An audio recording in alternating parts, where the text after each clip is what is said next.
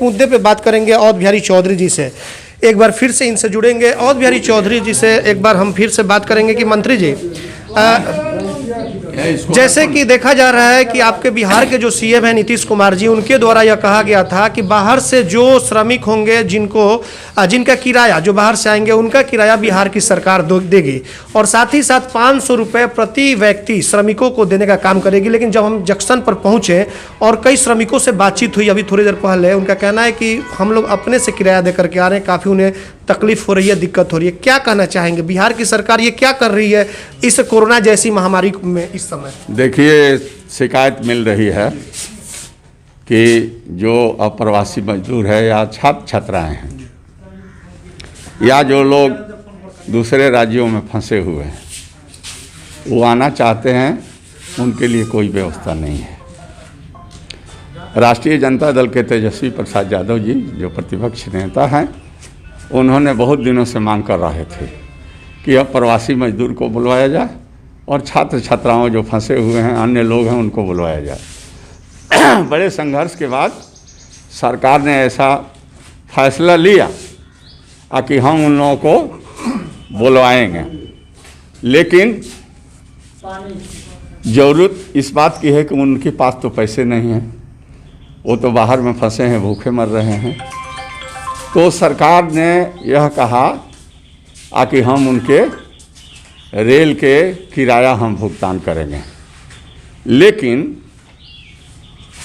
उन लोगों ने सिर्फ अपने इस जो सहयोग करने की बात है सरकार ने कहा, लेकिन जो मजदूर, जो लोग बाहर से ट्रेन से आ रहे हैं, वो स्वयं अपने पैसे से टिकट कटा कर आ रहे हैं। सरकार का कोई मदद नहीं हो रहा है। बहुत घोर है, चिंतनीय है, निंदनीय है, दुखद है कि सरकार ने अगर कहा है कि हम अपने खर्चे से बुलाएंगे तो उन लोगों को अपना खर्च से ही बुलवाना चाहिए, क्योंकि सरकार की जिम्मेवारी बनती है, क्योंकि केंद्र से लेकर राज्य तक सरकार उन्हीं लोगों की है, इसलिए उन लोगों की जिम्मेवारी बनती है कि वो सर एक सवाल यह है कि तेजस्वी यादव जी ने कहा था कि सरकार जो है वो बाहर से लोगों को बुलाए, और उसके बाद से जब नीतीश सरकार ने कह दिया बाहर से बुलाने के लिए लोगों को, तेजस्वी जी ने अभी कहा था कि बसें दी जाएंगी, तो फिर उसके बाद से अब तेजस्वी यादव कहाँ हैं? अब तो पप्पू यादव सड़कों पे दिखाई दे रहे हैं। देखिए, तेजस्वी यादव लालू जी के पुत्र हैं। देश दुनिया जानता है कि लालू यादव गरीबों के मसीहा और नेता हैं, और गरीबों की लड़ाई ही वो हमेशा लड़ते रहे हैं, आज भी लड़ रहे हैं, भविष्य में भी लड़ेंगे जब तक वो जिंदा रहेंगे। तो तेजस्वी यादव उनके पुत्र हैं। उप मुख्यमंत्री भी पूर्व में रहे हैं, आज प्रतिपक्ष के नेता हैं। उन्होंने आवाज़ बुलंद करने का काम किया और सरकार सुनती नहीं थी। सरकार को बाध्य होकर के अप्रवासी लोग आवे बिहार में, जहाँ कहीं जाएं, इस पर निर्णय लिया गया। तो वो संघर्ष हमेशा कर रहे हैं, और उन्होंने यह भी कहा कि आपके पास अगर साधन नहीं है, तो उन्होंने कहा कि हम 2000 बस देने के लिए तैयार है। बिहार सरकार हमसे मांगे तो सरकार को चाहिए था, अगर हम तैयार हैं मदद करने के लिए, तो आपको मदद लेने में क्या दिक्कत है? तो आपको क्या लग रहा है कि आखिर क्यों नहीं मदद ली जा रही है? इसलिए नहीं मदद ली जा रही है कि यह एक ऐसी लड़ाई है जिसमें जो सत्ता में बैठी हुई सरकार है वो समझ रही है कि अगर हम सहायता ले लेंगे तो हमारे जो सरकार और जो राजनीतिक सोच समझदारी है उसमें कमी आ जाएगी और से किसी को चला जाएगा। इसलिए वो मदद नहीं ले रही है, लेकिन उनको मदद लेना चाहिए। राष्ट्रीय जनता दल देने के लिए तैयार है। फिर आपने देखा कि उन्होंने कहा कि जो टिकट के खर्चे लगेंगे उसमें भी हम देने के लिए तैयार हैं। राष्ट्रीय जनता दल के जो कोष है, फंड है, चंदा, जो मेमोरी फीस है, उसे हम उनको चेक से पैसा देंगे, उसको लेने के लिए नहीं तैयार। यही उनको शक है कि राष्ट्रीय जनता दल और तेजस्वी प्रसाद यादव जी लोगों के मदद से काफ़ी पॉपुलर हो जाएंगे, तो हम लोगों की ख्याति कम होगी और राष्ट्रीय जनता दल की ख्याति बढ़ेगी। इसीलिए वो मदद नहीं ले रहे। नीतीश कुमार ने सर कहा है, एक बयान भी आपने देखा होगा, कहा है कि तेजस्वी जी लॉकडाउन खत्म हो रहा है तो आप हमारे साथ चलिए, हम पूरे बिहार की सैर कराएंगे। आहा, साथ क्या जाना है? तेजस्वी यादव उनके साथ क्या जाएंगे? ये इशारा क्या कर रहे हैं वो? हम लोगों का अभियान है जी, कि हम तमाम लोग जाएंगे और लोगों को मदद करेंगे, उसी के क्रम में हम लोग काम कर रहे हैं। वो यह एक शब्द जो है व्यंग्यात्मक शब्द है राजनीति में, और जो देश जो है अगर किसी विषम परिस्थिति में फंस जाए तो दल और सब चीज़ से ऊपर उठ करके सब लोगों को मानवता के रक्षा के लिए और देश को बचाने के लिए, मजबूती के लिए एकजुटता का परिचय देना चाहिए। राष्ट्रीय जनता दल बिल्कुल सकारात्मक सहयोग कर रही है और करेगी। जो अच्छे काम है उसको हम मदद करेंगे, और हमको जो लगेगा कि आपका रास्ता गलत हो रहा है तो हम आपको ध्यान आकर्षित करेंगे और अच्छे राह पर चलने के लिए। तेजस्वी जी होंगे, उन्हें भी आप रास्ता दिखाएंगे या उन्हें भी बताएंगे? तेजस्वी जी तो काम ही कर रहे हैं। उन्होंने कहा कि अब प्रवासी मजदूर को लाया जाए, छात्रों को लाया जाए। उन्होंने कहा कि सरकार अपने खर्च से बुलाए। अगर वो सरकार सक्षम नहीं हो पा रही है, हालांकि सरकार सक्षम होती है, उनको हम अक्षम नहीं कह रहे हैं, लेकिन उन्होंने कहा कि आप मदद तो मांगें, हम आर्थिक भी मदद देने के लिए तैयार हैं और हम जो है साधन भी मुहैया कराने के लिए तैयार है। तो कहाँ पीछे है वो? तो आपको सर ऐसा नहीं लग रहा है कि इस कोरोना जैसी महामारी में भी, चाहे पक्ष हो या फिर विपक्ष, इसमें भी लोग राजनीति करने से बाज नहीं आ रहे हैं? देखिए, सही जो सेवा करने वाली पार्टियां हैं जो विपक्ष में है, और सत्ता में बैठी हुई जो सरकार है जिसको हम लोग डबल इंजन की सरकार कहते हैं, ये सरकार चाहती नहीं है कि अपोजिशन आगे आकर के इस महामारी में फंसे हुए जो लोग हैं उसको मदद करे।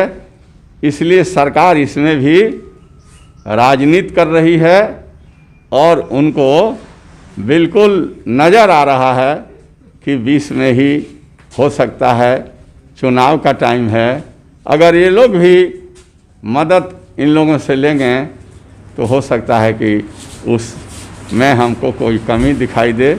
इसलिए हम तैयार हैं, तेजस्वी तैयार हैं। कुछ सर तस्वीरें आ रही हैं जिसको देख करके विचलित होने वाली तस्वीर है। जैसे कि अगर सीवान की हम बात कर लें तो जो उत्तर प्रदेश की जो सीमा है वहाँ से जो ट्रकों पे जो मजदूर जिस तरह से लाया जा रहा है मवेशियों की तरह, बिल्कुल वो तस्वीर आप देखेंगे तो आप भी विचलित हो जाएंगे।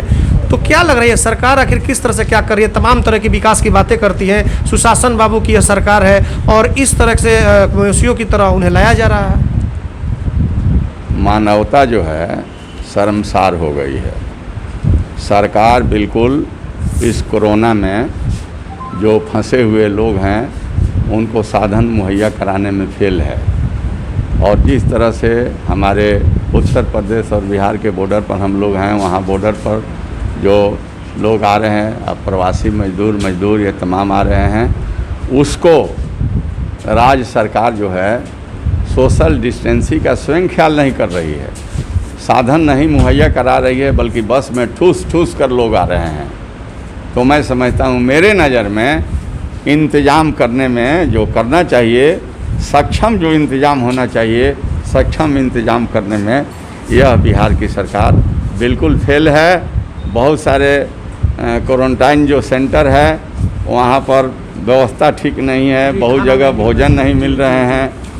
यहाँ जो है अगर इस तरह की महामारी फैली हुई है, लोग भयभीत हो गया है, तो सरकार को चाहिए कि अभियान चला करके हर गांव के, हर पंचायत में, हर गांव में घर घर किट उपलब्ध करावे, जांच की सुविधा मुहैया करावे, ताकि सब लोगों को जांच हो सके और सब लोग यह समझ जाए कि हम कोरोना से पीड़ित जो नहीं। सर जांच हो रही है, जो जीविका जा करके घर पर जो नाम नोट कर रही है, एक सर्वे की तरह कराया जा रहा है, इस जांच से आप क्या संतुष्ट है? इससे लक्षण जो है कोरोना का पाया जा सकता है? हम तो और यही, सरकार ने यह भी कहा है कि लगभग 8.5 करोड़ लोगों की जांच भी हो गई, जैसे स्वास्थ्य मंत्री का भी बयान आया था।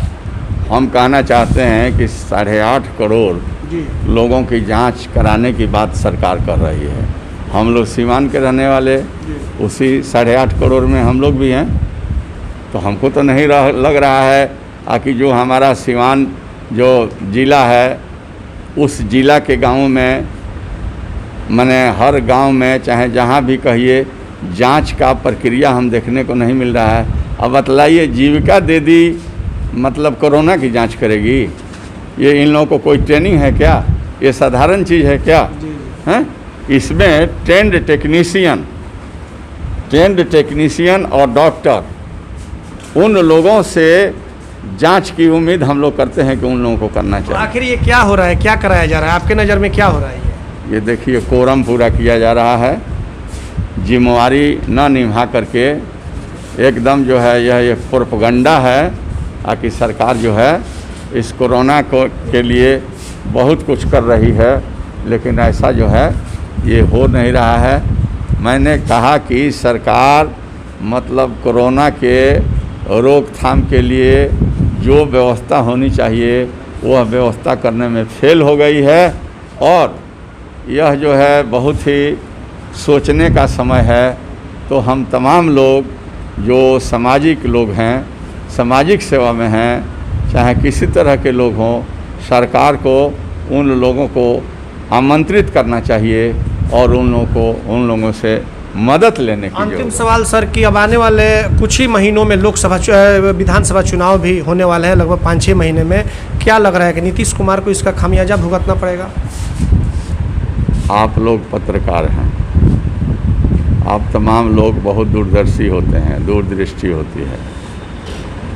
नीतीश कुमार के और उनके सरकार के लोगों के बारे में, जो मजदूर आ रहे हैं, चाहे जो लोग हैं इस राज्य के लोग हैं, वो लोग उन लोगों के प्रति बहुत अच्छे भाषा के लोग प्रयोग नहीं कर रहा है, बल्कि नाराज़गी व्यक्त कर रहा है लोग। और नाराज़गी व्यक्त करने का मतलब ही है कि बदलाव निश्चित लोग करेंगे। लोगों को समझ में आ गया है कि यह सरकार जो से हम लोग सुरक्षित नहीं है और यह सरकार सक्षम नहीं है। हम लोगों को काफ़ी मतलब यह जो है सरकार किसी तरह के मदद करने के लिए तैयार नहीं है। तभी तो आप देख रहे हैं जो बाहर फंसे और राज्यों में जो मजदूर हैं चाहे लोग हैं, वहाँ वो लोग प्रदर्शन कर रहा है। अब प्रदर्शन करके जो नारा लगा रहा है, नीतीश बाबू के ही खिलाफ लोग बोल रहा है और कहता है कि चुनाव आने दीजिए, हम लोग इन लोगों को बतलाएंगे। तो यह सरकार जो है बिल्कुल जितना इनको इंतजाम करना चाहिए नहीं करते हैं। मैं कहना चाहूँगा सरकार और प्रशासन से कि बिल्कुल जो है अच्छे तरीके से इंतज़ाम किया जाए और बहुत सारे मतलब पैसे इसके लिए आए होंगे, उसको सही तरह से उपयोग हो और उन लोगों तक पहुंचाया जाए जिन लोगों को मदद की आवश्यकता है। ये सरकार और प्रशासन से मैं मांग करता हूँ। तो आपने देखा, ये थे पूर्व मंत्री अवध बिहारी चौधरी, और एक एक कर जिस तरह से बिहार सरकार को लेकर के जो सवाल इनसे किए गए, इन्होंने सीधे तौर पर यह कहा कि नीतीश की सरकार बिल्कुल फेलियर है। जिस तरह से मजदूरों के लिए, श्रमिकों के लिए जो मदद करनी चाहिए थी वो बिल्कुल नहीं कर रही है। और जिसका जीता जागता उदाहरण उन्होंने बताया कि बाहर में जो लोग फंसे हैं वो किस तरह से बिहार के मुख्यमंत्री नीतीश कुमार का विरोध कर रहे हैं, प्रदर्शन कर रहे हैं। ऐसे में अब आने वाले विधानसभा चुनाव कुछ ही महीनों में होने वाले हैं और उस समय लोग जवाब देने के लिए बिहार के मुख्यमंत्री नीतीश कुमार को बिल्कुल तरीके से वो तैयार हैं। अब आने वाले समय में यह देखना होगा कि विधानसभा जो चुनाव होगा वो किसके पक्ष में जाता है, यह तो आने वाला वक्त ही बताएगा। हमारे सहयोगी आशीष कुमार गोलू के साथ चंदन कुमार, ATN लाइव, सिवान।